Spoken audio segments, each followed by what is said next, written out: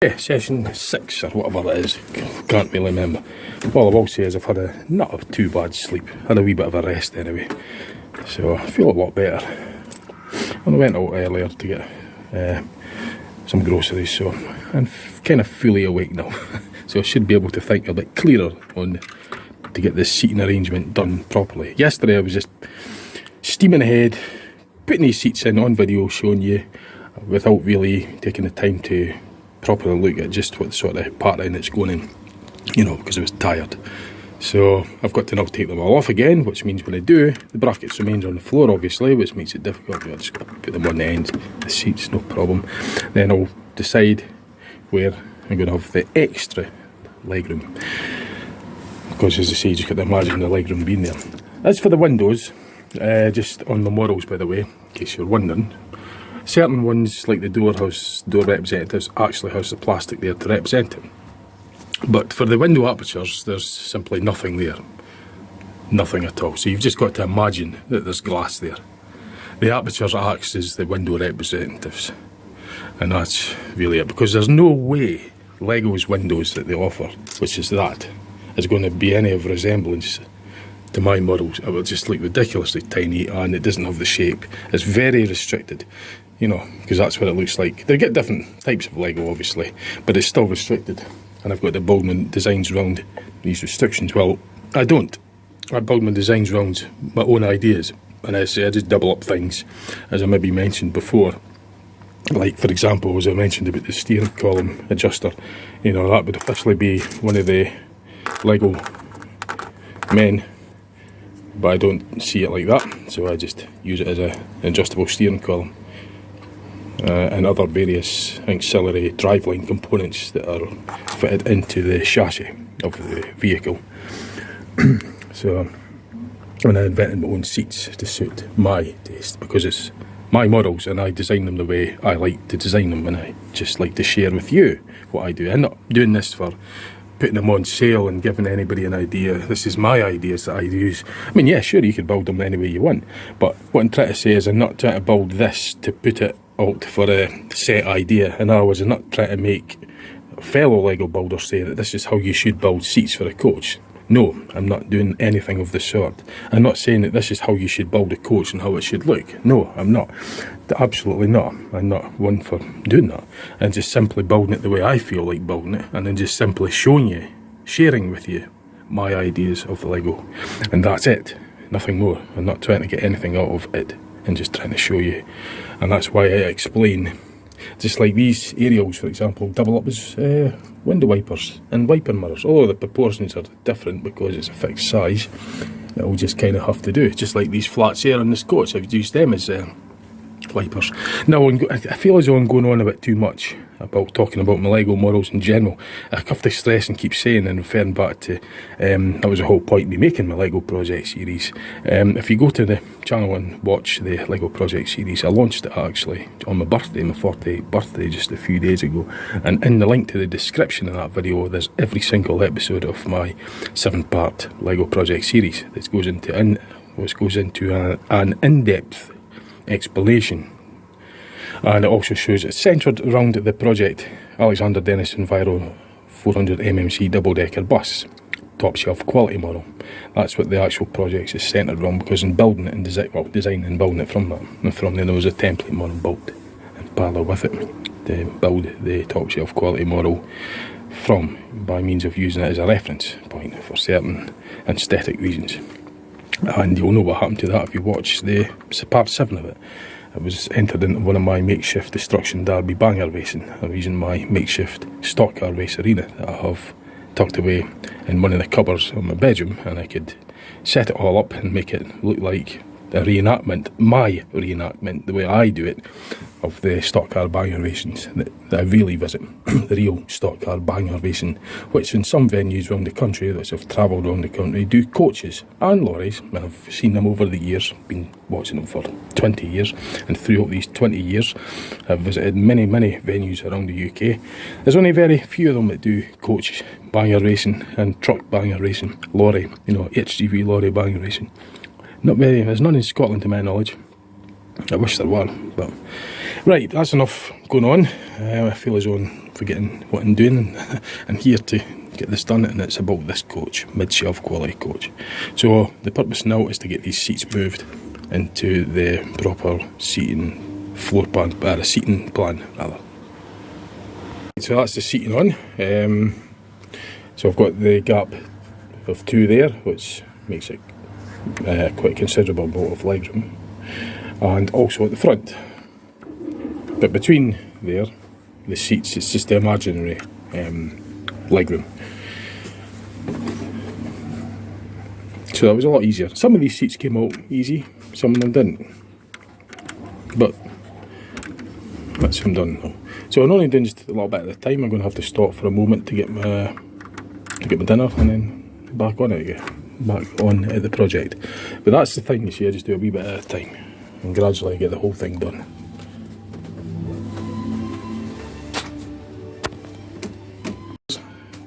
Yeah. Right. Before I put before I go, I'm just going to simply tick this off. It is the passenger coach seats, because I've done that. So the next the project, because I've seen the roof is off and the coach is opened up, is to do the overhead stewage lighting and ventilation ducts, and that will be done after I had my dinner.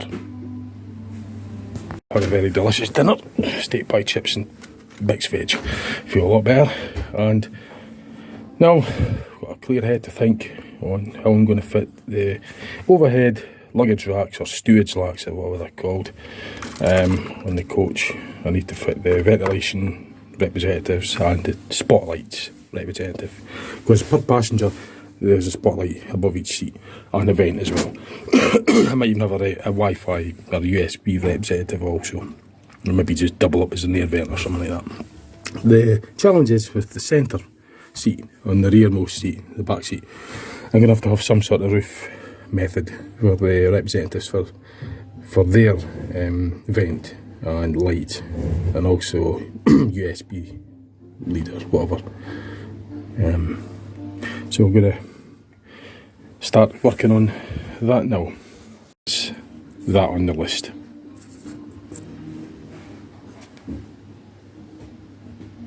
Also need to fit the actual interior lights and air conditioning vents, interior vents for representatives as well, while the roof's off. So I've got a bit to do, so I have to put the roof on like a sort of dry run fit, not fitted fully on, just so I get a rough reference as to where to put them, to position them above the seats overhead, to position the overhead lighting above the seats. So I've got the positioning on there. I've got the two set, so it's just you can see they're above the area above the seat where the passenger would be. So I know that's set the pattern now. What I need to do now is just to there's a gap of 2 between the seats, so it's basically just a gap of 2 between them. So between the red ones there's a gap of 2, and between the clear ones there's a gap of 2. So it's just a gap of 2 all the way down for 1, 2, 3, 4, 1, 2, 3, 4, 5, 6, 7, 8, 9, 10, 11, 12. So for the next 10 there'll be a repetitive representatives there. That's what I've used for the representatives, the 2 red ones and the 2 circular. Now either or, probably the lights, that'll be your vents and your, I don't know, you could just imagine there's a Wi-Fi or something or there on the back of the seat. You just have to imagine it. I've got the tub of ingredients for this. Mixture of the silver. See, I've got tubs with just limited amounts per tub, so for ease of finding the component Lego that I need. So I've got a bit to do. It will be the same on the opposite side as well, because the seats are in sync. So that synchronises it. I've set the synchronisation up with A2, so it's just a case of doing the same on the opposite side, all the way down for 12 per side in total. Well, it was 24 in total, but there'll be 12 on each side.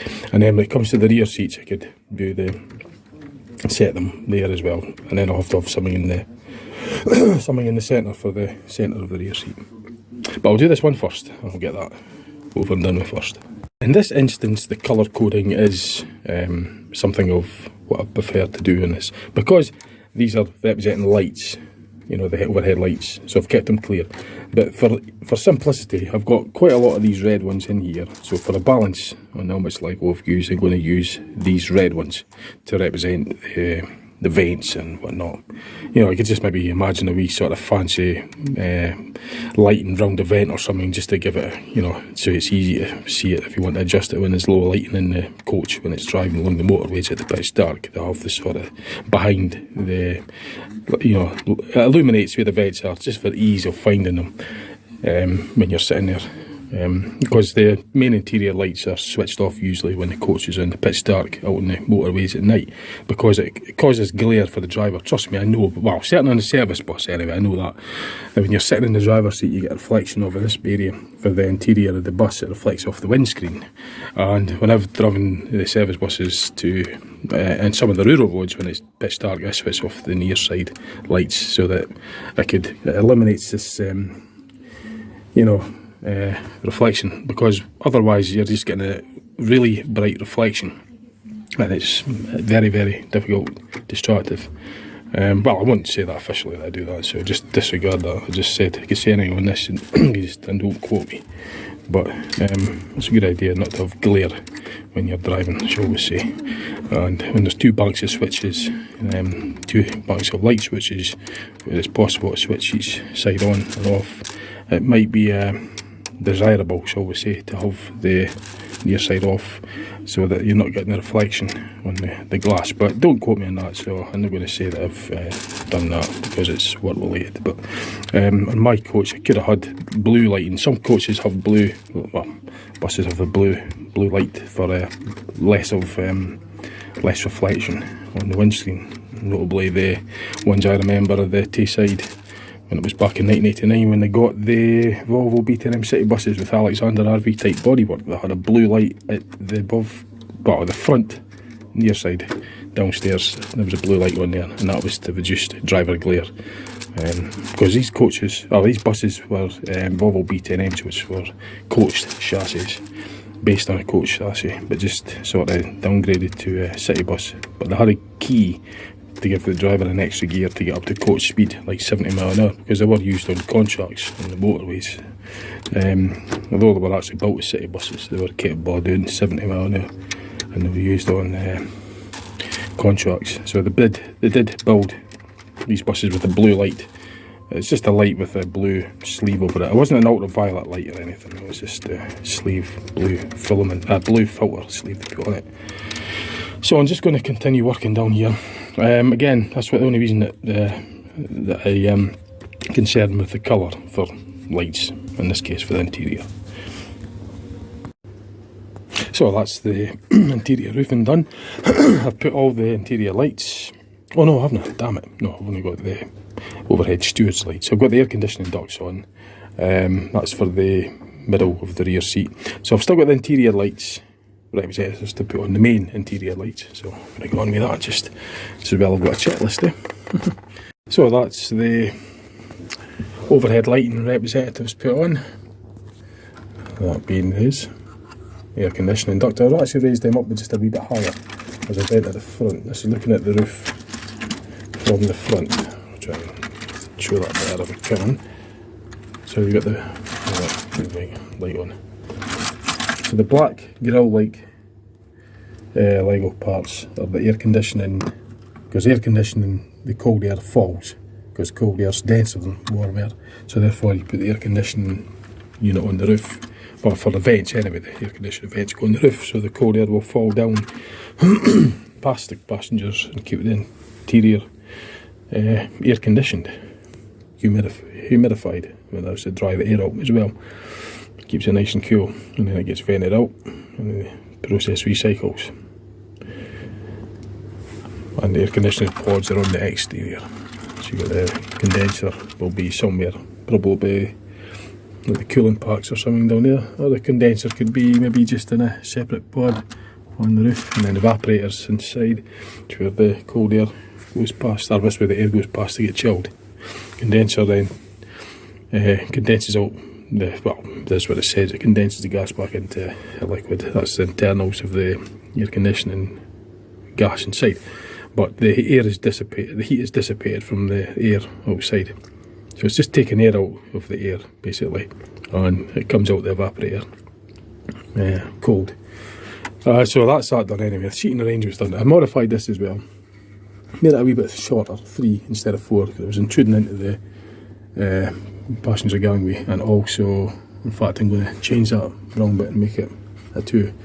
And I'll lower it down as well. So the driver's still got the sort of passenger or a sort of bulkhead. It's just to lower down a bit so that the front passengers can get a view above the steering wheel, above the driver. But the driver, you won't see the driver very well. It just gives the driver a wee bit of privacy, and I respect that being a driver myself. So I bulk that into my model. But as a coach, so the windscreens are unobstructed, so you're going to see the view from the, in front of the, above the steering wheel, like you do in a coach generally. Whereas on a service bus, it's completely partitioned off right up to the roof. That's how I would like it. I'd rather have my own space without people looking in, personally. But on a coach, it's different. It's slightly lower, so they can get a view from the windscreen, because the passengers sit higher up and the driver's seat is sunken down a bit. But the whole cab, the whole floor is lowered down for the driver, which makes it difficult if you're doing a right-hand turn and you're at this angle, because you can't see out any windows here, whereas on the service bus you could. But with the mirrors, if they're motorised, you can adjust them. Other than that, if you're going across a dual carriageway to turn right and you've got the centre reservation, you've got to position the coach so that you could see what's coming when you're crossing the second carriage. You have to put it lengthways and use the mirror. It'd be an awful scar. So this is motorised. But anyway, I don't drive the coaches, so I just drive the buses and still in service. So it's a slightly different setup. The seats, actually I have the seat up quite high anyway. You get the higher up, the better view you get ahead. You just got to watch what's right at the front here, the front most obviously, because it's a blind spot. But anyway, that's that done. The checklist, I've done everything on here. Air conditioning, interior, overhead passenger vents and lights, etc. That's the list done. So it's pretty much just needing to get the ballast. I used to get weighed without ballast, and then I had to add ballast to get the weight up to 13 metric tons equivalent for the weight scale synchronisation, meaning 117 grams times 13 is what this model will actually have to weigh. And I've got ballast tank there to synchronise the weight. And as you'll know what I mean if you watch the LEGO series, just what I refer to. Probably could have explained it, but it's better to just watch it from the start. It's just in a nutshell, basically, all the vehicles are weight scaled proportional to what they are in real life. Like the bus is so many times heavier in the car, well, say X times heavier in the car. Well, a Lotto coach is X times heavier than the car, to put it in a nutshell. And like that with all my 1 to 30 scale LEGO vehicles I use. 117 grams is the common denominator, that equals a metric ton. So I added this little bit here as well, just to a wee bit of aesthetics. Doubles up as a tray, anything really, just represents something, maybe a wee, I don't know, just a table. You can maybe even have that as a kind of like an open air locker or something for putting first aid or something, although it wouldn't be like that in real life because there's nothing supporting it. You just have to sort of, you know, imagine it maybe it's a clear plastic thing or something over there. Just, you know, it's just got to represent something that would be something similar to that in the real coach, just to give it a bit of a bulkhead close off, you know, so this seat isn't just right over the passenger bit. It's got something there just to close off the passenger area, just seal it off at the bulkhead and keeping the gangway. No, before I put the roof on, I'm going to get that down to 2 instead of 3, because I don't like that. But it's like it's sticking into a passenger aisle. It would be a trip hazard. I don't like that, so it's coming off and it's getting changed to a 2 by 1 flat. I've changed that there to that. I'll also move this side on there just to give it a bit of a enclosure as well. That could be double up as a, I don't know, anything really. Roll of tickets maybe, I don't know. My driver's sandwich box and flask perhaps.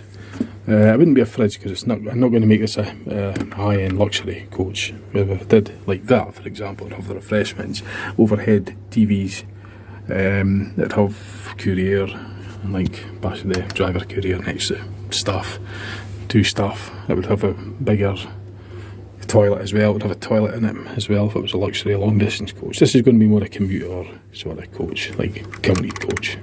A couple of hours on it at most, whereas that you could be on for hours, like going down from Dundee to London, 12 hours perhaps. Whereas this coach will be a bit like a kind of service kind of coach, like Dundee to Aberdeen for example, an hour and a half, Dundee to Edinburgh, Dundee to Glasgow, kind of like that, a couple of hours, 2.5 hours passenger duration journeys at most. I know I'd contract, so sort of that. It's not like a full-on spec coach, so I've only built so much into it. So I'd say that could be used as a, I don't know, a driver's locker for maybe storing his rucksack in, or sandwich box, you know, shit like that. And this could be just used as a kind of, I don't know, like a wee tray for maybe, I don't know, spreading sandwiches on maybe perhaps, or if the passenger's got maybe a can of juice, maybe just sit it there. Well, the seats, you could just imagine the seats will have the usual, you know, the bog standard bits that you pull down for the, you know, the wee tray and that, and all that shit. You can just imagine it's all there. Just imagine it. I can't put all that into Lego because Lego won't permit it. There's only so much you can do with the blocks.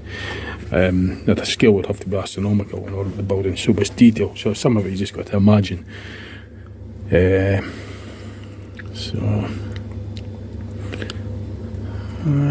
That's pretty much it really, I think. I'm just going through and just thinking in my head what to do, if I should maybe change that, seal that bit up there. I might actually, no, I might leave that open. I don't know if you can see that, but because I'm good. Two minds. Could maybe make a wee cover over it or something. I don't know.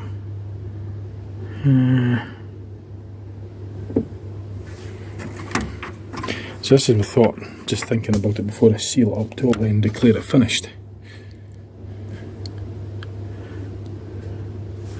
So I'm going to just stop the video because I'm going to have to give it a wee bit of thought here, just before I decide it's finished or not, before I go into the ballast stage. Because once I do all the details in, it's time for the ballast to fine tune it, to get the weight up to 13 metric ton representative. I decided to put this there just to represent something, maybe like I don't know, an additional vent or something, or just to make it look sort of balanced. As far as getting the steering wheel offsetting it a wee bit, it's the same scenario as with the driver's seat. It sits in there using this method.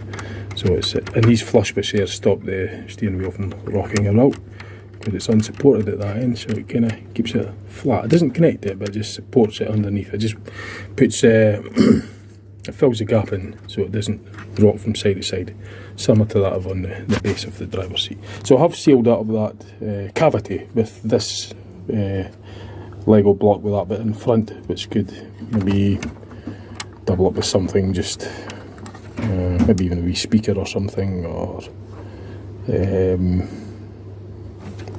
something anyway. There's lots of shit around the boat there anyway, you know, there's lots of instruments and all sorts of vents, and there's going to have to be a kind of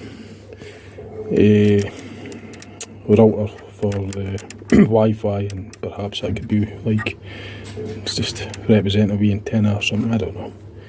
I think it's something just there for make it look sort of more interesting rather than just having a plain block where there's nothing on it. It's just looks a bit bland, boring. So I just thought I'd add a feature just to give it. You could use your imagination on what they could represent. As I know, as I say, Lego, there's only limited ways.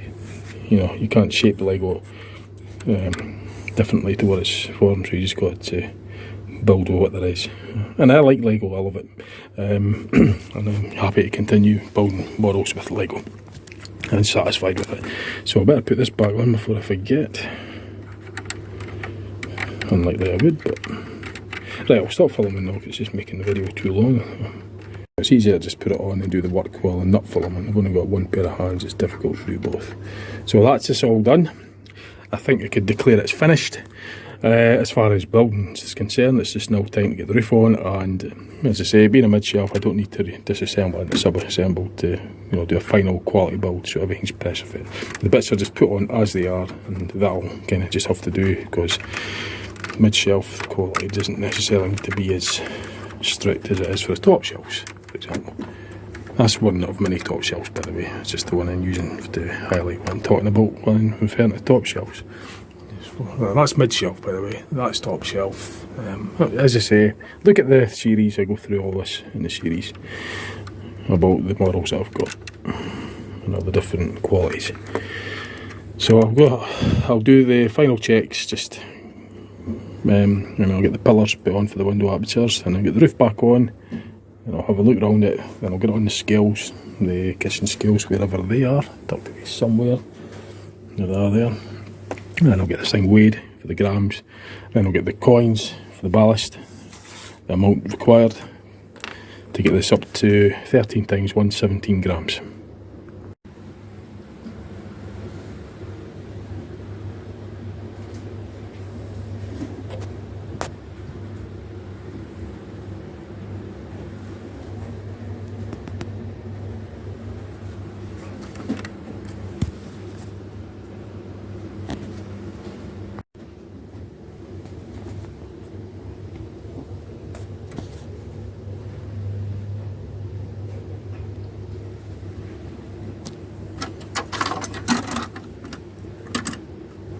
That's the roof on. There is maybe just one element I could build onto it. Yep, it's the passenger door. Now, for representatives, for like for example the single decker, I just use one of these, and that sort of resembles the door.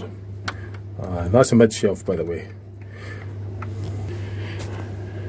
But to get it for a coach, it's quite deep. It's quite a deep door, so I'm just in two minds whether I should just have it doorless and just have to. Although I tend to have a door on most of my models, so I might have to come up. I'm going to have to rush up with some sort of idea to give this a representative, a door representative. Some of them they actually swing open, like on this top shelf. This was built a while ago, this coach, where the Lego availabilities weren't so much available, so it's still regarded as top shelf, but quality is as good as it was. It was always built with top quality in mind. As far as I can see, and top quality is what I refer to my models as. Oh, that's what when I build it, when I say top shelf, I build it to what I refer to as top shelf quality, and that, in my terms, is the highest quality that I build into my models. I'm not saying for in general, like everybody's. I'm just talking about my models.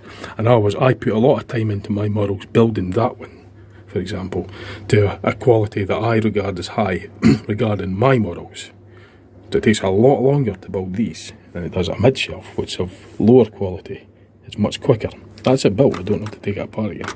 So all the press fitting is as it is. It's not as good to build. No, sorry, it's not as good a finish as the top quality. There was a demonstration I was going to do on this video, and it's shown how not to lift a Lego model up by the roof, why you should never do that. There's a certain way that I know how to lift them. I'll show that demonstration once you get it all weighted up, how you should never lift it. I'll do it because I could easily put it back together again and it's a mid shelf, but I'll do that demo later on. It will actually show me lifting the roof right off the model, complete clean off, or break right off, and how, well, it's just done it there actually, and that's not even with ballast. But I'll still show you a good demo, because I'm quite interested to see it myself, to be honest. I'll make sure the model is over my bed, so it's got a soft landing. I do not want to do it over anywhere, it's going to fall and break, because I don't want it right chip. The only time this will get destroyed is through the Lego Destruction Derby Banger Race events that I reenact. Right, so it's now time to get this thing up onto the scales and get the ballast synchronised up.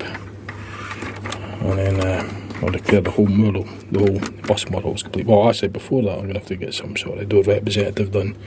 So I'm going to get cracking on with that now. So I've got a door representative on. It's not really anything too fancy, but we'll just have to do. This is what it's going to look like. No, it's going to go on the way I had it. I mean, there is... No, it won't fit that way, so it's sided. It can't go the wrong way. So it can only go on one way, the way I intended on it being put it on. So I might put a wee stopper there just so it could only go on like that. I'll put a Lego there, so just one flat or something. 1 by 1 flat. I'll put a wee flat there. That also helps to guide the Lego door representative in position. It can only go one way. and that there prevents it from moving around as well, so it kind of gives it a bit of a tighter fit, so it's not so easy to fall off. So I think that I could easily say, no, that's declared, finished all the checklist. Everything checked off on there. All the obvious things are done. The model is complete as far as design is concerned. It's not just awaiting the ballast. And then I'll give a proper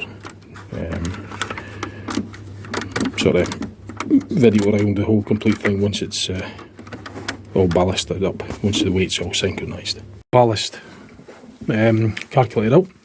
It's 57 2p pieces, £1.14 in currency. These coins, though, I don't think they'll be around for much longer the way things are going. Contactless society, cashless society rather. I'm sure everything's going to go contactless, and I just get the feeling there's less and less of these coins. Well, I reckon sooner or later they're going to be extinct, probably sooner, the way things are racing away to cashless society.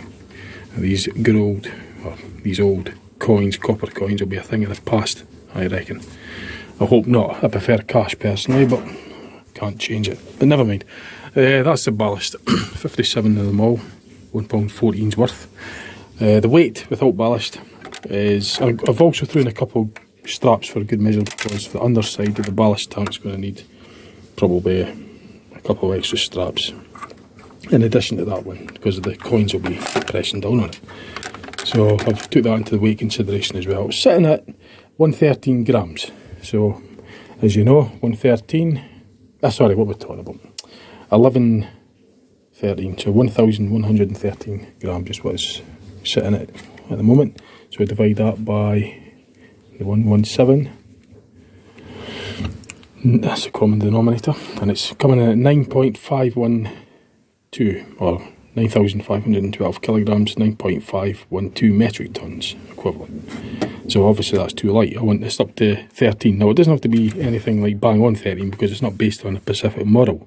For example, the Volvo Elsa, I haven't got one, it's up the stairs at the moment, but the Volvo Elsa Lego model that I built, the Pacific one that I built them from, was 9,762 kilograms is what the weight of the one that I built it from. So I had to synchronise the weight exactly to that, which turned out to be something like 1143 grams. Because you would put in 1143 divided up by 117, and as close as I could get was 9.769, so it was 9,769 kilograms, which is good enough for me. So, but this isn't based on a specific model, so I'm quite happy if it was just a tad over 13 if need be. I'm not going to be too fussy about it being exactly 13, because it's just a figure that I'd give a typical twin axle modern day coach unleaded weight. So here's the ballast. So I'm going to add this ballast to here. I'll put them on the roof for now.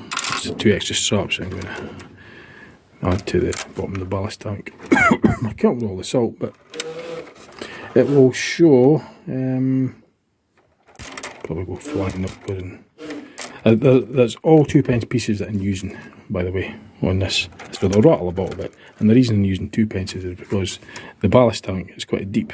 The floor's quite high up, so there's a deep ballast tank. If it's a single decker service bus coaches or buses or double deckers, there's a shallower ballast tank, so 5p is better for getting in there, but because there's more room in here, the 2p will fit for sure, I hope. The user generally do, so I tend to keep them for when there's more space. And they will rattle about, but being mid-shelf, I'm not too bothered. The quality on them, for example, is all taped in, so there's no coin rattling, but on this, I don't care because it's mid-shelf. So it's coming in at 1528 grams with the ballast. So 1528 grams divided up by the common denominator of 117 grams comes in at 13.059 metric tons, or 30,059 kilograms. So 1,359 kilograms will be the unleaded weight, or kerb weight. There is a difference in kerb weight and unleaded weight, by the way. Kerb weight includes about 90% fuel. Sometimes it includes a 75 kilogram driver. But unleaded weight, I believe, doesn't have any fuel in it, or just enough to get it to the scales, you know, just the bare minimum, very little. And no driver and no any like first aid kits or any of the stuff that would be when it's in service, like rolls of tickets, things like that. Just the dry weight basically. I think unleaded weight is, whereas curb weight is the weight with full of fluid, screen wash, driver, all the instrument, all the stuff he needs, like if it was a courier, all the drinks, you know, for the refreshments, if there was a toilet full of water for the, you know, and also anything that's like running boards, things that need to be there when it's in service, that's not actually fitted to the bus, but needed to be there when it's in service, would be, I think it's regarded as curb weight, whereas unleaded weight is just the dry weight of the actual vehicle. So there's not much difference between them, but I think that's what it is anyway. But this I could probably just say curb weight at 13 tonnes. However, it's going to have a big fuel tank at 500, maybe I might be right it up as 400 litres.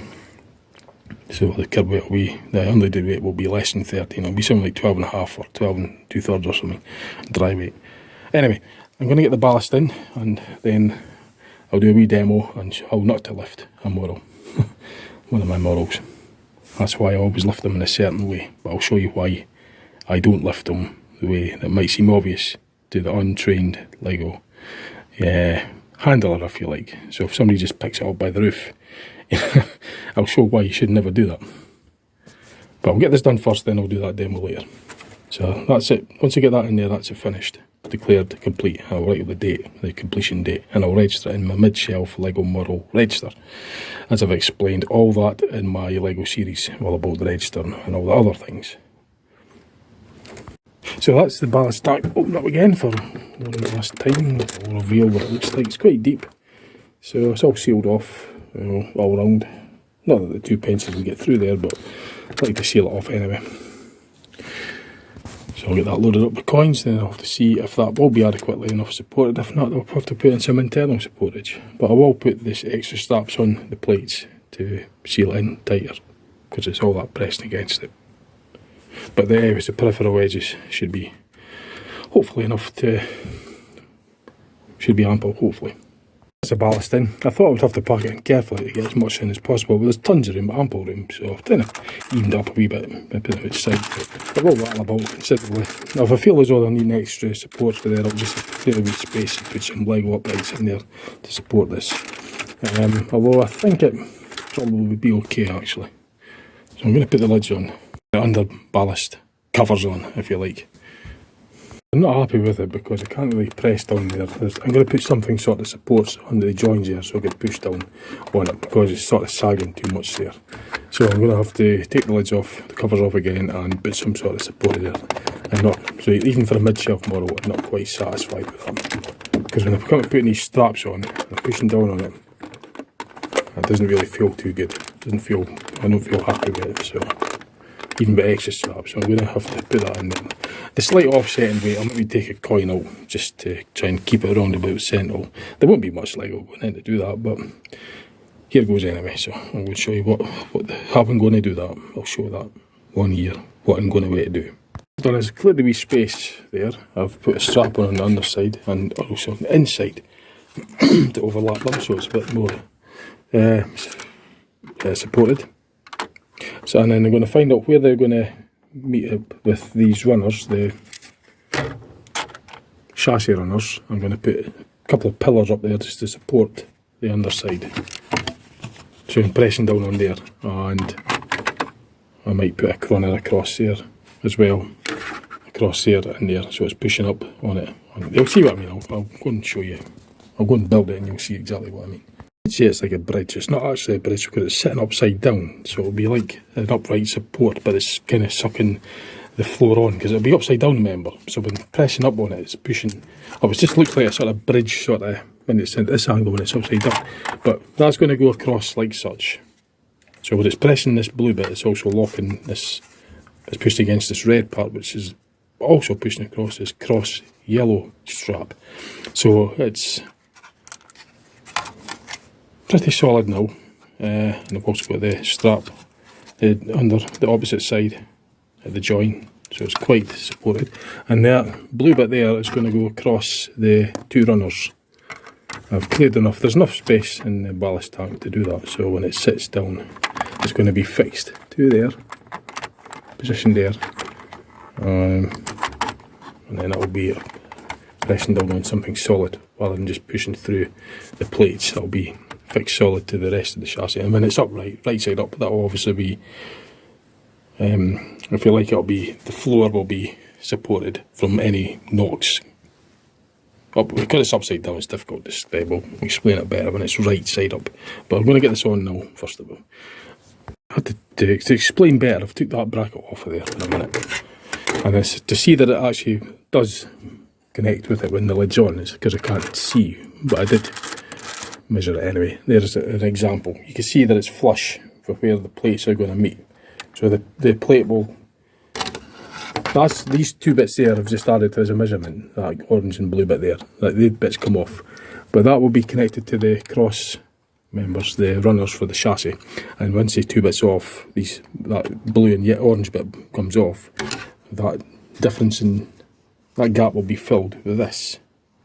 So it's going to be flush with the edges here, where the plates will meet it. So basically the measurements are all correct. Without disturbing the rest of the plates, I've just moved the bracket along a bit to the front, so that both rows of dots connect up with these red bits, because the plate's got to sit there, and you can just see hopefully that it's matching. And then once I press down on that, it's the same as the other side as well. Once I press down on that lid, that's it, sealed up completely.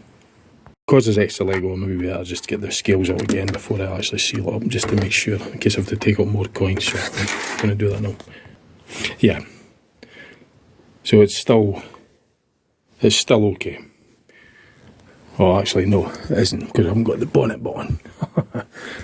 So, not the bonnet, the luggage compartment, sorry. I had to remove that to get plates off for the ballast. So I haven't pressed it on firmly yet. So it is over, I don't want it being way over 13 tonne, but it's at 1532. I might just take out a coin anyway, just to get it to see what it comes up on the calculator at that. So it's coming at just about 13.1 tonne. So it's 13,904, no sorry, that'd be 13,094, or 1,000, oh well, this is getting this, I'll start again, that's 13,094 kilograms, which is 1532 grams. So I want it to 13 tonnes, so I'm going to have to take a coin out. This is me adjusting the ballast and synchronising the weight. So it's at 1525, so I'm not really, that's maybe a bit under. It's maybe too much under, I'll just see though. Actually no, that's okay, that's coming in at 13,034 kilograms, which is fine. Yeah, so I'm happy with that. I was thinking, that's pretty much, that's even better, because the more 13 tonne the better. So I'm going to press fit that on now. Thank goodness I got that on. You didn't want to hear the cussing and swearing it took to get this thing on. It was an absolute... But anyway, it was just the coins are moving around, and it was... Eventually, it was just because when you put the lid on, the cover on tight, there is less room than I imagined. So it's a bit awkward, but the coins I'm able to lift that up a wee bit, shove some of the coins out the way, and now it's on tight, finally. It's just a pain, but it's on now. That's really solid. There's no any sagging there now. That is good, and satisfied with that. You know, even for a mid-shelf quality model, it's got to be some sort of quality in it, and that's good. When it comes to the likes of the ballast, with all the weight is, there's just more forces on it. So I'll right side this up now, then I'll give it a final check over, just to make sure I haven't forgotten anything, that anything's fallen off, because as I say, this is the final build. There isn't any sub-assembled, taking it apart and rebuilding it for the final build. It's just built as it is, as I went along basically. And bits can come off. Yeah, the quality is just, it's of a lower quality, so But as I say, it's easier to, it's more malleable for aesthetics, to make it look, you know, the way I want it, because I don't have to redesign things. I just change things quite easily without having to worry about the repercussions of that, because it is just mid-shelf quality. Whereas if it was top shelf, I'd have to rethink everything and make adjustments according to it, to still keep that maintained level of strength in the design, so that it doesn't flex around when you're lifting it, cracking about and you lift it, because it's obviously there's joints that are uncovered. You know, there's seams, if you like. More seams would be a better way of putting it. And there isn't much, it's not built to the same strength. See, there's a long seam there, for example. And that's allowed in mid-shelf. But at the top shelf, you won't find that. I've done everything I can to eliminate that, to the best I can. And there is a marked difference. You can feel it just when you're carrying it. And nothing. This is a long coach. This is a 50-metre one. Well, it's based on the 15-metre. That's what it represents. So it is long. And it doesn't flex or creak or crack, rather, you know, with the Lego that's loose. This is quite an old coach, by the way. So a few years ago I bought that. And the Lego availability wasn't there. So some things just had to be made, had to just make do. But anyway, it's done. I'll get them on the scales just for the final weight, just to show you it, and to show me it. I just want to see it finished. So I've no idea how long I've spent on this and how long this video is going to be. I'm probably going to have to break this video into 2 or 3 parts. So yeah, it's fluctuating a wee bit because it's just resting until it comes to a full rest. 15.25, 15.26 is fine. That's just fine, and happy with that. That's all complete. The coach, see, it's fluctuated back to 25 there. You didn't see that, but I did. But that's, say, 25 and a half then. But it's done. That's it, complete. And it just goes declared as finished. I'll have to write it up in the register as it's when it was built and give it an official specification. Like, there's a 10-litre engine in it, represented with 10 of these cylinders. I've got to write the fuel tank sizes, you know, give it the seating capacity of this coach is 53 seats. It's a 53-seater coach. There's no standees allowed in it. And it will accommodate that. 75 kilogram passenger plus 25 kilograms, 20 kilograms for luggage, for the underfloor luggage, suitcase, and then 7 kilograms of stowage luggage, or overhead luggage, which is a grand total of 107 kilograms per passenger, including the passenger weight. Times that by 53, it's going to be 5.67 metric tons. The coach weighs 13 metric tons, which gives a gross weight of just 18.671 metric tons, or 18,671 kilograms. Design is probably 19, legally is, I think it's 18 kilograms. You know, I don't know if there's a bit of leeway on that or not, but that's sort of typical weights. The twin axle runs up to around about 18 kilograms gross, but technically maybe up to 19 and a half. You know, 12 ton on the rear, 7.5 ton on the front axle, 12 ton on the rear axle. Combined weight of 19.5 ton, but legally only allowed 18 ton gross. Yet this will come up to 18.671 with passenger weighing 75 kilograms plus 20 kilogram suitcase plus 7 kilograms hand luggage. No, wait a minute, no. Yeah, that's right, 20 plus, well, basically just 75 plus 27, isn't it? It's 102, yeah. So times that by 53. So it's, now what the heck went on here? How did I get a different figure? 75 times 53. Right, no, I can't do maths, hang on. 75 plus 20 kilograms, it's 95, plus 7 kilograms, 102, times 53. 5.4, how did I get to 5.6? What the heck? Right, so plus 13...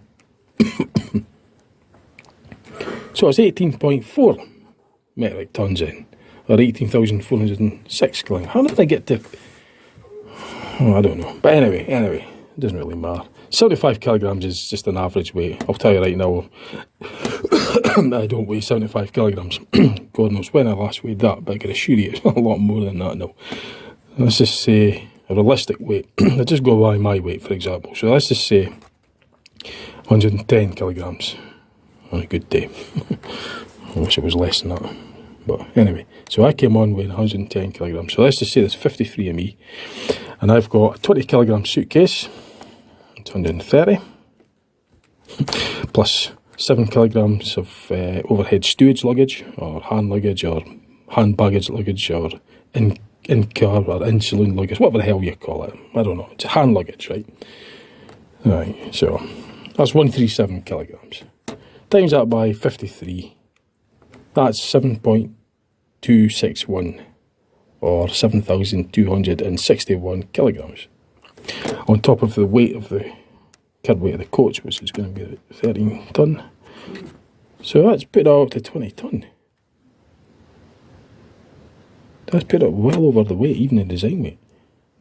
So realistically, that's about, 100 kilograms, 110 kilograms. Okay, maybe, I think the average is 75. It would be nice for the designers to think that, because it's easier to design, isn't it? But I think realistically, I'm going to say, in this country, in this day and age, I'm going to say, I don't know, don't quote me on this, by the way, but I'm going to say 85 kilograms for average, right? I'm going to say 85, and I'm going to say 20 kilogram suitcase for the luggage, for the underflow luggage, plus 7 kilograms of stowage luggage, hand luggage. So 85. This calculator's just taking the piss, because it's causing filming at the same time. We've got one, I'm not really hitting the buttons right, it's an old calculator. Right, 112 times 53, 5.936 plus 13. So that's 18, so that's, yeah, design weight. Legally it might be a tad over, but yeah. Because I think average, okay, on 110. So let's say to get an average of 85, you'd have to have, how do you do that then? Somebody would have to offset the weight by, it's 100, no, basically 85 times 2, that's 170 kilograms minus 110, that's, so somebody would have to weigh 60 kilograms. And then to counteract the weight, to counterbalance the weight. 170 divided by 2, and that's just for 85. But this 75 kilograms seems to be a favourite. It's got it on lifts and everything. So that's 75 kilograms, realistically. So 75 plus, how do you do that now? Times 2. It's 150. So that would mean somebody would have to weigh 40 kilograms to get the weight right. To get 100 divided by 2. So somebody comes on at 110, somebody then would have to come on at 40 to get the average of 75. I don't think so. No danger. People weigh more than that. I know that bad for weight, okay, 6 foot's about average height for a male, and okay, large build, so I think most people are going to weigh more than 75 kilograms. So I just don't know how they get, because I'm in doing the calculations here, right? 75 plus 20 for a suitcase, plus 7 for stowage, hand stowage, times 53. Just doing it again, it's ripping the piss because I'm filming. 5.6, so how the hell am I getting that? 75 times plus 20 plus 7, 102 times 53. 5.4 plus 13. 18.4 metric tons. So it's still over the legal weight at 18. Gross 18. Twin axles are normally 18. So I was baffled at that. It's almost like 75 is a bare minimum, and 75 I don't think is realistic. Okay, not everybody will have a suitcase at 20, but they've got to make allowances for that. Because if you're allowed to take a suitcase at 20 kilograms and hand luggage at 7 kilograms, plus the body weight, 75 won't cut it. I just don't think so.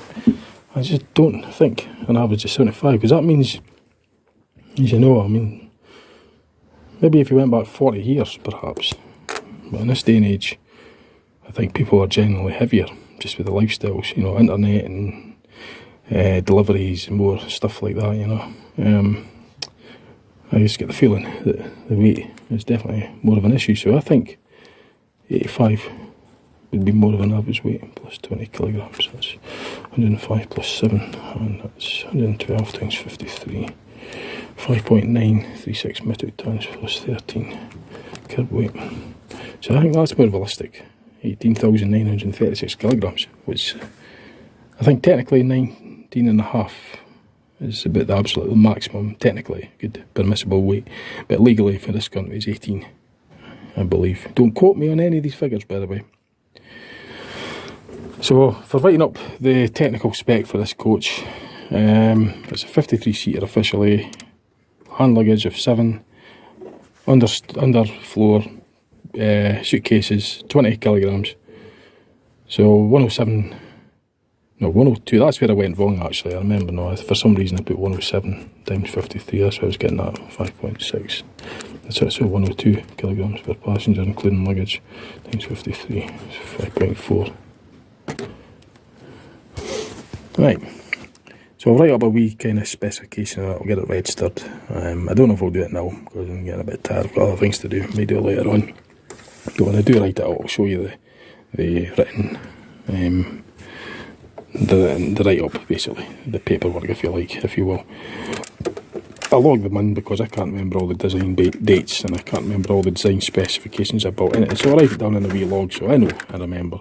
Because I've built so many over the years, I've got so many, and it's not just for a gimmick. I do write it down to actually remember when I built it and what spec that I built it in. Because I mean, I've got over 100 models and I've built hundreds over the years, some of them destroyed in destruction derbies, so I need to have a record of some sort. I can't possibly remember them all. You might think it's far-fetched having a register and everything like the DVLA, but I do need to write them down and have an actual record to remember all this, because I've got a lot, as I'll explain in Lego project series. So what I'm going to do now is I'm going to show you a demonstration on how not to lift one of my models. So I'm going to go up the stairs and I'll do this over the soft landing, i.e. my bed. So when this bit here falls, which it inevitably will, it won't break it, you know, won't wreck it. So, and as for the roof coming off, I could easily fix it. So I'm going to show you this. I'm going to do this demonstration coming up next. So excuse the mess, I haven't made my bed, but I'm not really bothered because it's not about my bed, it's about showing you this. So I'm going to show you it. Now, this is the model, fully loaded up with ballast. It is actually 1500 grams, it's quite heavy. There isn't much support for the roof, it's only held on with these thin pillars. So you never lift a model up with the roof. Well, my model's up, you always lift it that way. You know, with the underbelly as I call it, or the ballast tank, or the wheelbase. There's many terms you could call it, but I refer to them as the ballast tank, underbelly, or wheelbase when referring to this. It is a ballast tank in technical terms, what I use it as, because ballast tank could be anywhere. It could be within the interdecking, it could be wherever I position it, as you'll have explained in my Lego series project. But in this case, it's the underbelly because I call this bit the underbelly, because it's underneath and it's the wheelbase. And I've just called it that way. I just seem to refer it to an underbelly for this instance. Wheelbase, well, it's obviously the wheelbase because that's regarded as wheelbase. Now, I'm a bit sort of excited and nervous at the same time about doing this. I haven't done it with a complete model before because I've never lifted a roof off accidentally like that because I've known better. I've done it when I started building Lego decades ago and learned quickly. As the bigger they get, the heavier they become, and you don't lift it by the roof because you'll just wreck it. So you quickly learn. If you spend hours building something, you lift it that way, you're going to destroy it. If you lift it up over the floor and it only lift it so far. So I'm going to demonstrate anyway how you shouldn't lift it like that. So here goes. I'm getting a bit nervous. I'm going to do it in a different file. I'm a little bit nervous. I shouldn't be doing this, but I'm going to do it anyway. So this is why you should never lift it by the roof. I don't want to do this. Right. Just like that. No drama, no nothing. It just came off as a clean cut. And I did that genuinely. That roof was not loosened in any way. It didn't come off that way because I, faked it or anything. It just came off like that. I'll do it again and show it. I'm going to show you a bit more dramatic. It's because I took it off probably just a clean cut. I'll show it as I was lifting it genuinely. I was doing it with the intent on lifting the roof off, but it was firmly fixed. So I'll put the roof back on and I'll show you. I'll do it again. I'm going to have to go back down to the alcove because I can't really, well, I can maybe, no, I'll do it in the alcove so it's on properly. Where the lights are, that's where it's sitting most comfortable. And that's where I built the thing, so that's why I'll be doing it there and not putting the roof on here. That's the roof on. Now, I went back down to the alcove. I needed the exercise after declaring my weight at 110 kilograms on a good day at 6 foot. I need the exercise, I can assure you, to get back as fit as I used to be. Anyway, way off piste, let's get back onto the subject. That's the roof on properly, genuinely. Now I'm just going to get on with it, I'm not going to piss it all, wasting time. Right, this is why you should never lift it, right, by the roof, randomly. Again, it just comes off. Clean cut. There isn't much to support it. It's because it's a solid roof. There's only these pillars. I was expecting it to twist and maybe come up at an angle or blow, but no, it didn't. That's probably a fail-safe. Not that I designed it that way, specifically. But if it was a double decker isn't too bad. I wouldn't do that anyway. There's more support. But yeah, that just came off clean cut. No damage, really.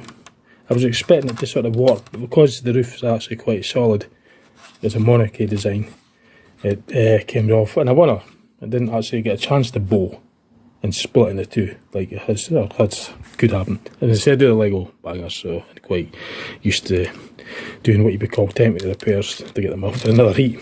And I've seen the roof come off in different places, I can assure you. But no, this just came off in a winner, and I just lifted it there. In fact, I'm going to lift it at the front next time. I'm going to do it 3 times. So again, it's a trip back down to the alcove, get the roof on proper, and do the experiment again. Right, now, I've put the roof on again properly. Now, I've got other mid-shaft models. I'm not going to disturb them, because some of them haven't been disturbed for years, and I'm not going to disturb them. And then this one I've just built, it's fresh in my mind, so if any damage is done, I could easily put it back together quite easily. I just built the thing. There's some older mid-shelf ones hasn't been built for, you know, built a long time ago, and I don't really upset them and disturb them.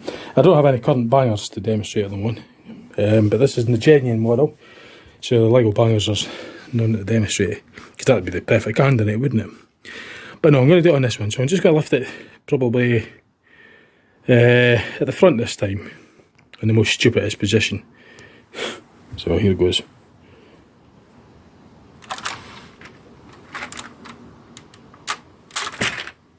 Yeah, it just comes off as basically in a winner. It's a solid roof, so even the forces was at the front. There isn't much twisting forces. There isn't much twisting happening with the roof. If it was a flimsy roof, there would be twisting, then it'd be likely to just split it two. You know, but it held out for a wee bit, and then as you saw, it fell. I haven't seen the replays on them yet. I've just been getting on with the experiment, but this is by far extremely heavy. In fact, I could probably weigh them and just give you a weight comparison if you want.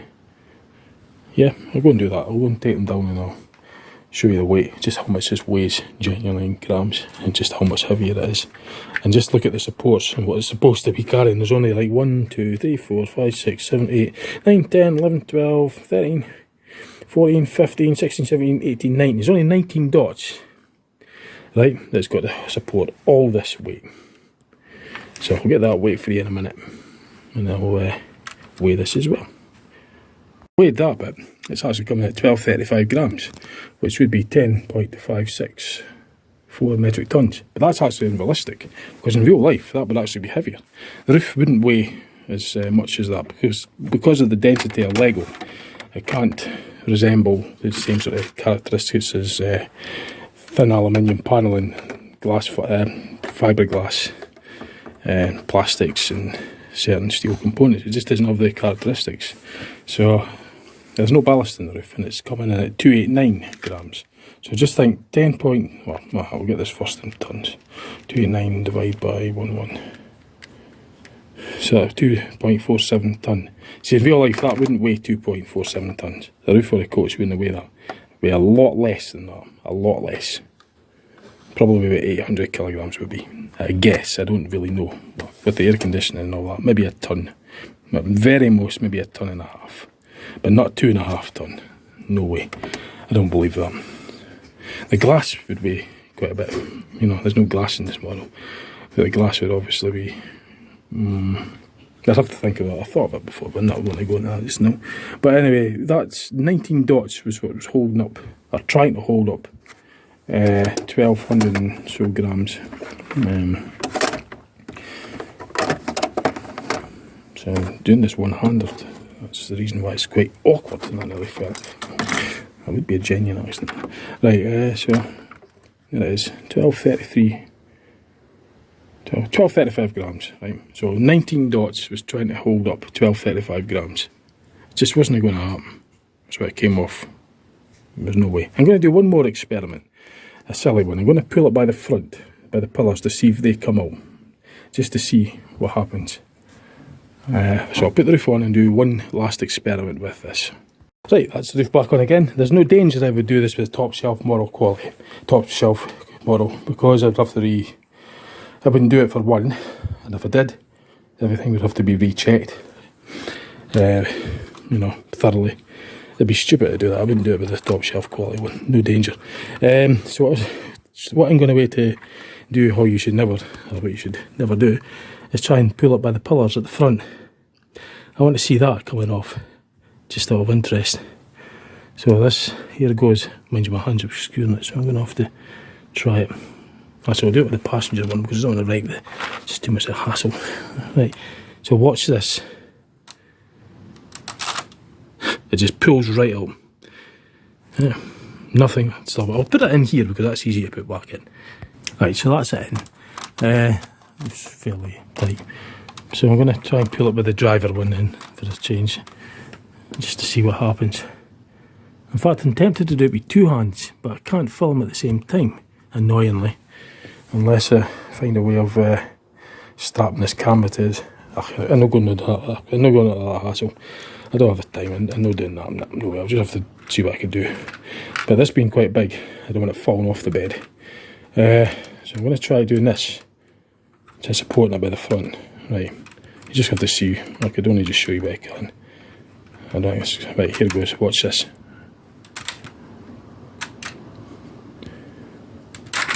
Oh, you bugger, that nearly fell over. Shot myself. Right, so as you could tell, I'm just going to cause that one to twist. I'm going to try it again. Right, that was a bit more dramatic. Right. No, I could fix that easily. Easily. Piece of cake. Right, because it's fresh in my mind, I only just built it. So that's enough experiment. i.e. pissing about with it. I'll have good fun with this when it's in time for the Destruction Derby. I don't intend on keeping this one along, because it's going to be going in the, as I would call the last Destruction Derby one I filmed for a video was the World Cup, which is on episode 7 of my in-car series, start again, for my Lego Project series. Episode 7, there's Destruction Derbies in that one. This will be going, that was the World Cup by the way, 2023 as I titled it, and I'm going to title my next one later on this year as the Scottish Cup. Just similar to that, following a similar theme to what they do in real life with the Destruction Derbies, Banger Racing at Kildenbeath, Lochgelly and Crimmin Raceway in Scotland for stock car racing arenas. So, that'll probably last up until later on this year, and then I'm just going to stick it in one of the DDs. The Destruction Derbies, because I enjoy building my Lego models.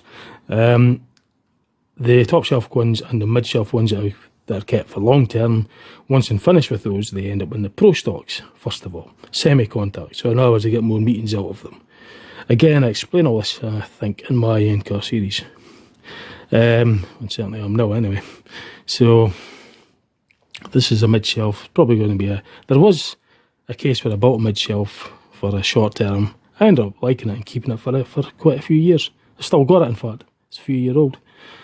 I liked it, so maybe, although I don't want to fall in that trap. I want to have the fun of rebuilding models, so I've got to have sort of recycling. I can't build a model and then buy more Lego and build another model, and then buy more Lego and then build another, and so on and so on. No, I've got to recycle it. There's only so much money I've got and so much space, so the Destruction Derbies is the way for them to go. Rather than take it apart piece by piece the boring way, I do the Destruction Derbies and Banger Race reenactments with my makeshift venue. So anyway, enough experimenting with this. So you never ever lift it by the roof, because there's next to bugger all holding the roof on. That will just come apart, as you see. Always lift it the way I showed you earlier, i.e. by the underbelly. Lift it that way. That's why I always lift my Legos with models with care. I know how to lift them, but for the untrained eye, they might not realise just how heavy they are, and they might lift it by the obvious way, which is by the roof, because you get your fingers in there, it's nice and easy, and as you can see, I wouldn't stand a chance. And if it was over the floor, and it did hold on for a few seconds, fell, landed on the floor, it'd be in bits. So, not a good idea. Right, I'm going to put this back together again, and I'll give it a wee sort of video around it, just to show you the complete thing again, with the covers off, the bonnet open, etc. Just a wee demo. The bottle down, with all the carnage in it, for me just to put back together again.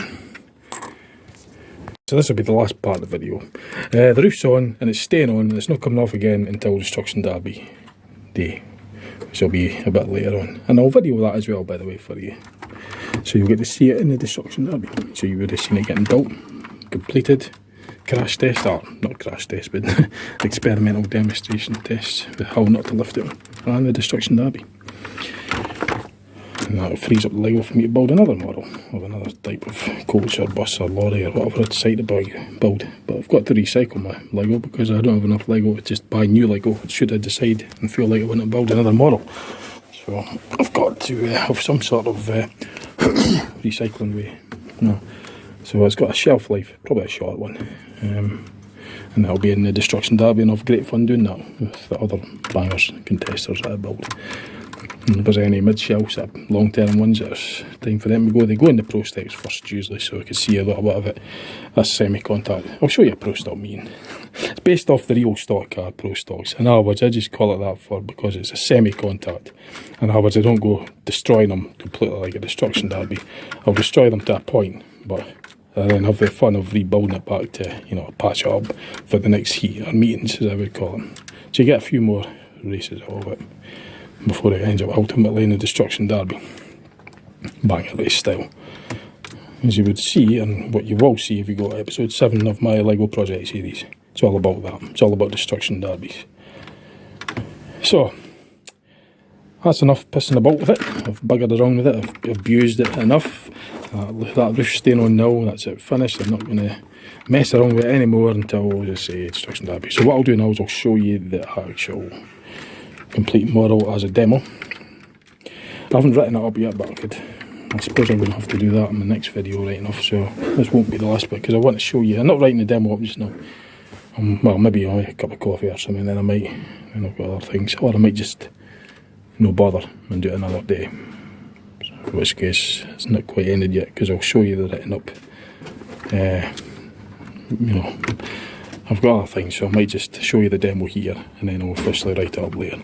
So anyway, there it is, complete. This is the passenger door representative. It's got motorised heated wipered wing mirrors on, obviously, well, side mirrors. Step entrance, driver cab, comfortable adjustable steering column. Oh, just knocked the mirror off. Sorry, I just knocked the wiper off. Hang on. That's it back on. It was just awkward to do that while I'm holding the camera at the same time. It's 53 seaters. Comfy seats, got the overhead luggage bins, as to be expected. It's got front, side and rear destination blind, high intensity rear brake lights. It's got a whole host of, that's not pushed down right, it's got a whole host of rear tail lights there as well. For being a coach, it'll be quite high spec.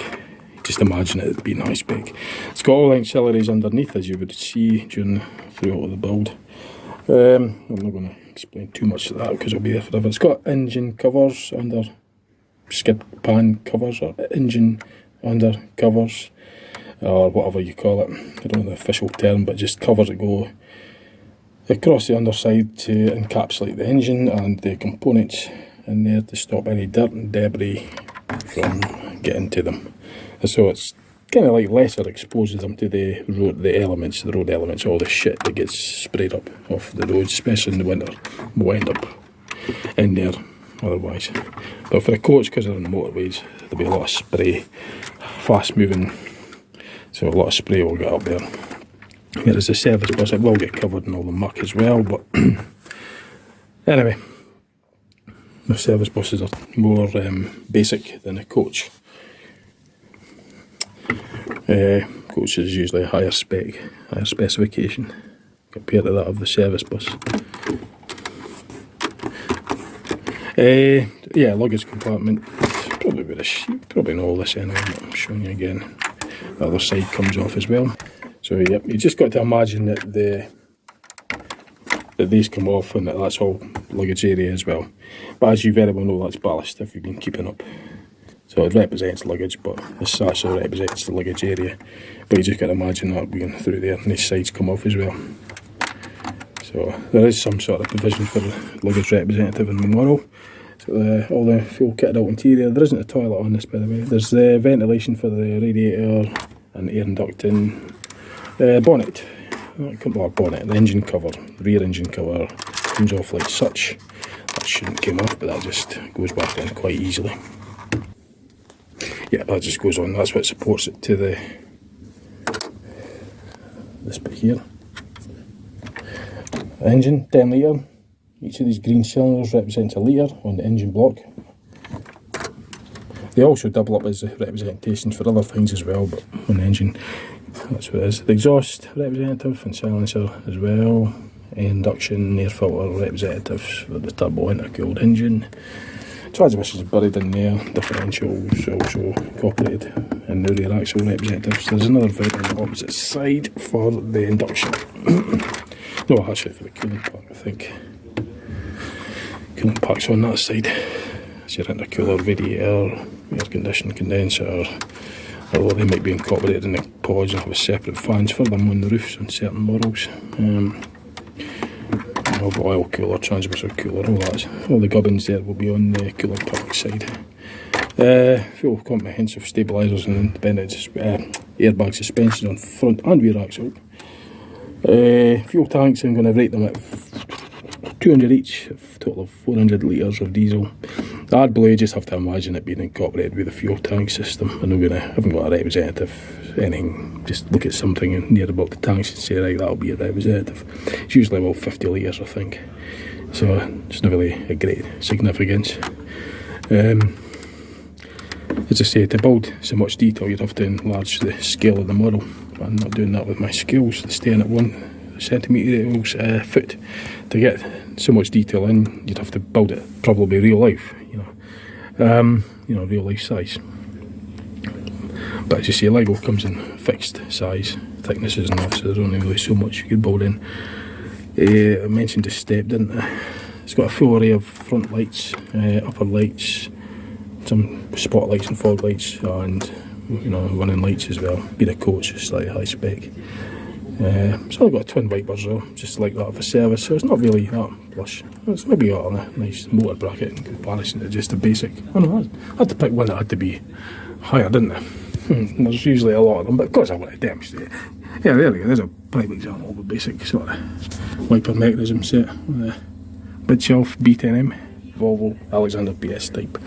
That's a high-spec coach there, by the way, but I'm not going to deviate off the subject because the video will be way too long. And just try to rattle through this as quick as I can to show you.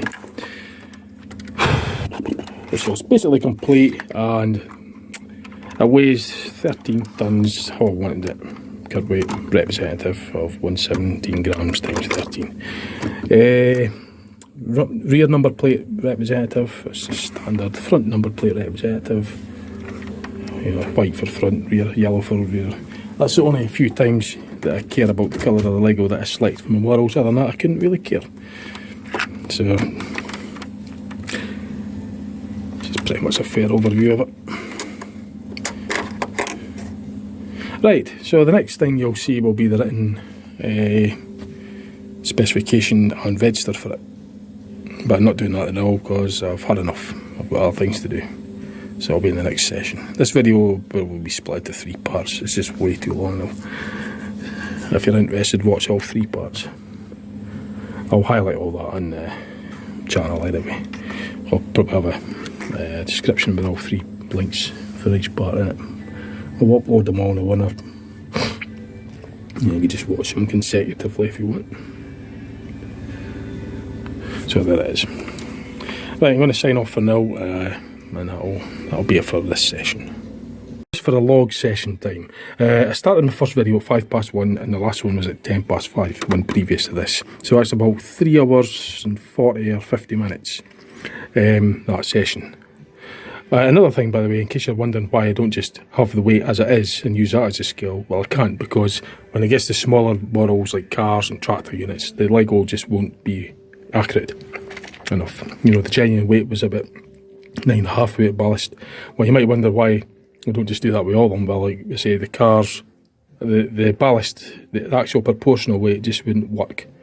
When it comes to smaller, denser vehicles like tractor units or in trucks like the tipper, for example, the weight would be way too light.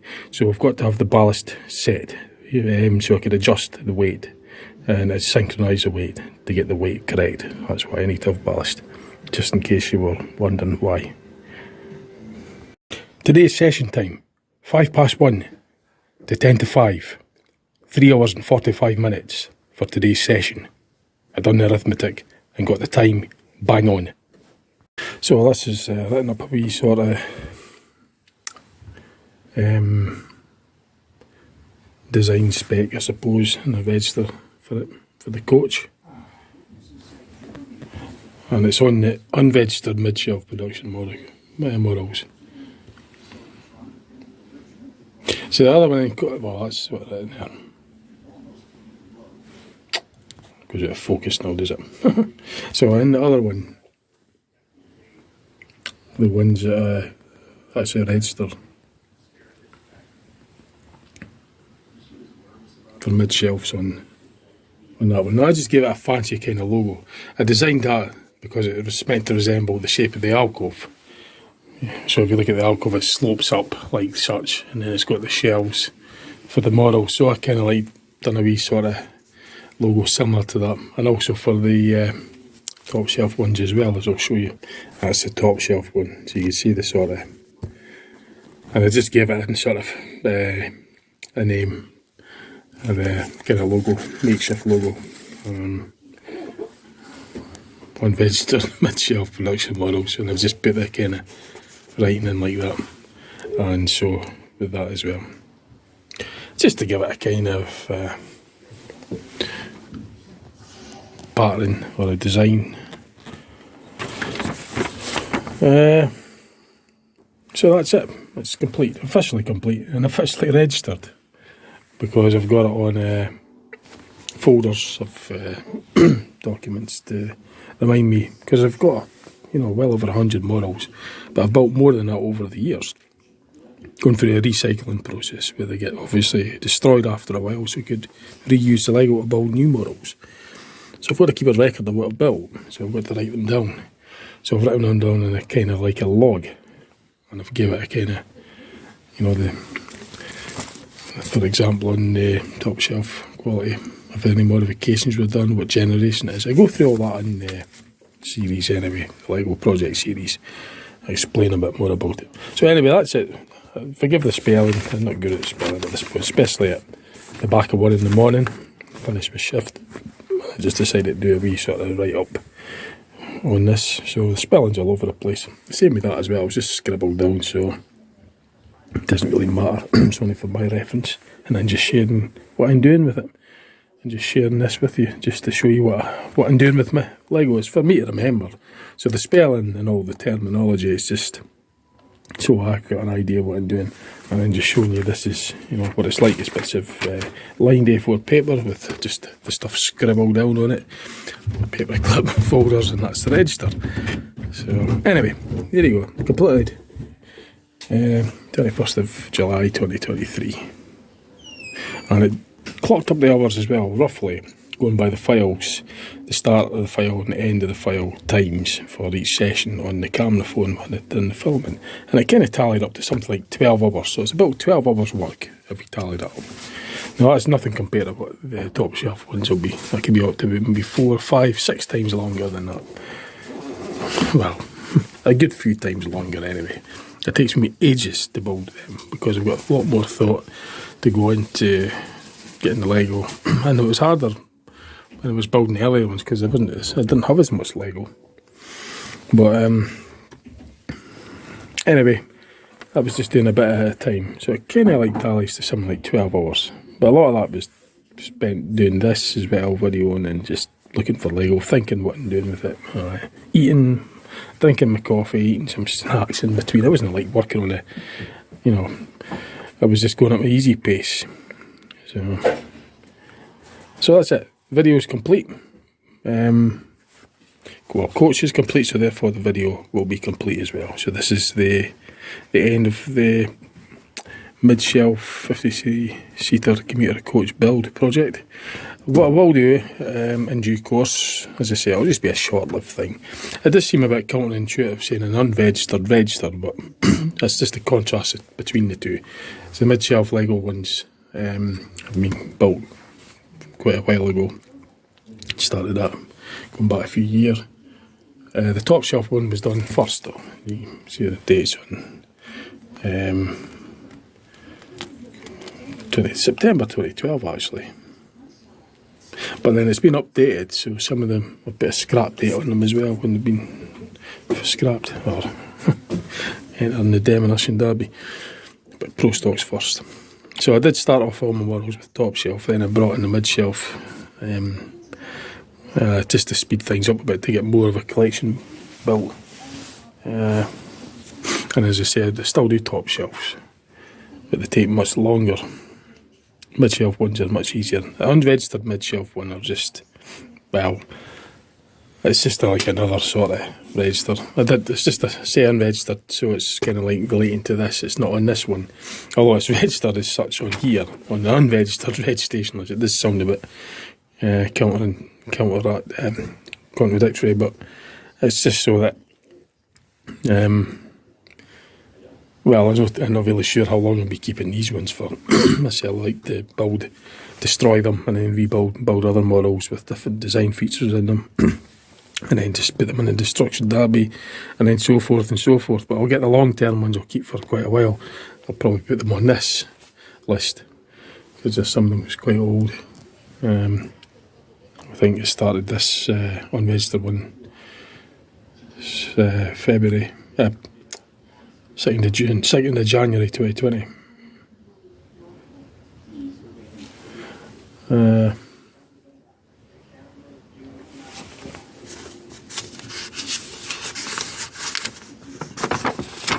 Oh aye, so I've got quite a few mid-shelf. So I had a Volvo B10M City Bus, double-decker mid-shelf, and then from that I used that first of all to, I used it as a template while it was a mid-shelf, and then I built the top shelf quality one. It's up the stairs at the moment, but the Volvo B10M City Bus, double-decker based on the Tayside 90-105 fleet. I've now got a top shelf quality one, and then what I've done with the mid shelf one is I scrapped it. I put it in the Destruction Derby, and of course that frees up Lego for more. And it was like that with the early Mark 1 Elsa as well. About see there it is there, it was banger raced it in the 1st October 2021. But that was after about the top shelf quality Volvo Elsa Mark 1 Alexander AV. Once I built that, because I used this mid shelf one as a template, and then once I'd built the top shelf quality one, this was no longer needed, so I just entered it into the Destruction Derby. So it lasted about four and a bit year, innit? 4 year, 5 months. So, but these ones, I don't know, I'll probably just scrap this at the end of this year, and I'll make a video of it as well. So, see what I feel. Originally I was going to do that with these buses there. There's 2 of them here at the moment. The other one I think's up the other one should be somewhere. Maybe it's up the stair. Probably is. It's tucked away somewhere. I've not really got time right now. I can't be bothered, but as I say, I went through all that on the video, but I'm sure that's the production ones there. 3 production full-size buses, built on the 20th of January 2020. Yeah, I'm sure it's them ones, and I think the other one is somewhere. It's probably there actually, yeah. Just don't know how to move them at the moment, but they're vertical in every way. But there's no, this is just the solo ones, they're just built on their own, these ones. If I call it production, like production models, then it's like more than one. Although I called it production models vehicle, alcohol vehicle. I probably spelled vehicle wrong, but as I say, I'm not bothered. I just scribbled it down. I'm not doing a spelling checks so I know what I'm doing, so I've got a record of it so I can look back on it and know when about it. Should I feel I want to know when about them, or I could just go into this and just check. So I'm just showing you what I do with my, how I do it. You know, you could probably do it a better way. There probably are better ways. But I didn't give it much time. I just got a sheet of A4, just scribbled it down and that's it. I just got a photograph and logged it in. So should I want to know, if I say, oh, I wonder when about that 8-wheeler tipper, then I could go to I know that that's quite early actually, but I could look back on my record. 8-wheeler tipper. It's first generation because I only built one. So that was actually built, that's the weight, design weight. So it was built in August 2013 and it's currently still there. First generation, that's the code if it's been in a staged accident, race related accident, an accident. Staged accident, as you all went through that on the Lego project series.